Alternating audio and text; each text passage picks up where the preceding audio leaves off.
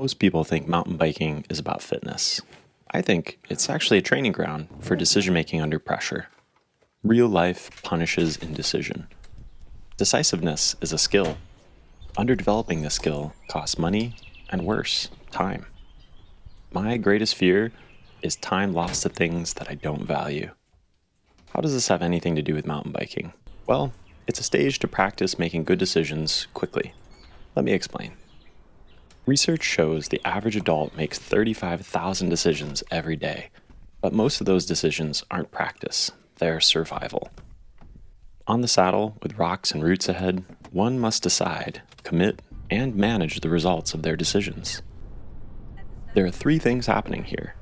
1, we're looking at the near future, evaluating obstacles, and identifying our best path. 2, we're committing to our path and managing the consequences in real time. 3, we're reviewing our performance on the path we chose and considering what we might change. In planning your week, do you sometimes feel like you're hurdling problems in real time? On a mountain bike, you are too, but planning and flexibility are the difference between a novice and an expert. The distinction is practice. When you get reps planning at your own speed, you become faster at making good decisions. But not all good decisions lead to good outcomes. Have you ever planned big and then were forced to pivot at the last minute? This happened to me when we bought our house. Silly, I know, but I spent most of my paltry savings on our down payment. Pre-inspection came back clean. A week after moving in, we found a rat infestation and leaking roofs. We had water pouring through 3 floors at the first storm. I learned quickly how to build a roof and exterminate rats. For a few weeks, I felt completely overwhelmed. Not because I couldn't fix the problems, but because I thought I'd already made a smart decision on our house. The inspection was clean, the numbers worked, the plan made sense. Then reality handed me information I didn't have when I made the choice. That's when I realized good decisions and good outcomes aren't always the same thing. As Mike Tyson says, everyone has a plan until they get punched in the mouth.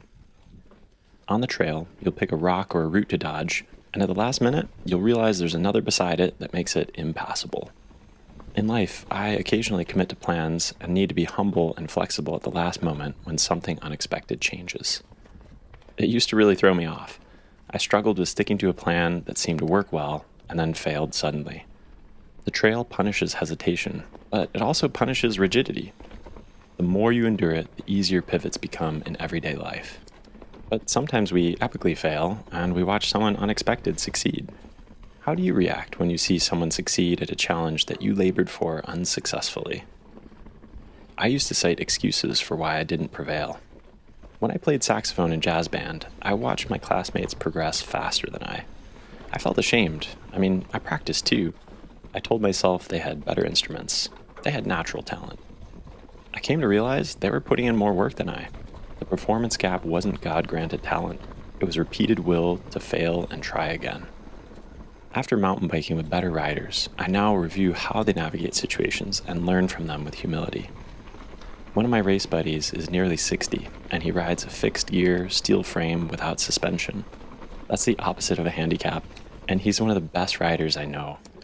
For any non-mountain bikers, this is equivalent to racing a Lamborghini with a horse. But I'll tell you what, every time I'm on the trail, I run into him, ceaselessly practicing. I've learned from him. It's not about my bike. It's about my technique, my planning, and my flexibility. We can do the same at work, in parenthood, or with our own health strategies. Mountain biking is just a vehicle for self-guided practice. Is mountain biking dangerous? It can be. But embracing fear and starting small, practicing core skills of planning, committing, and reviewing is key to success across our lives. We don't have to relegate practice to sterile classrooms. In the real world, we use both our bodies and our minds. A bike and a trail can be the beginning of your story of decisiveness practice. For more information about incremental improvements in your health, what I call health cost averaging, visit my website, garnettloveday.com, and download my free PDF guide. Thanks for watching.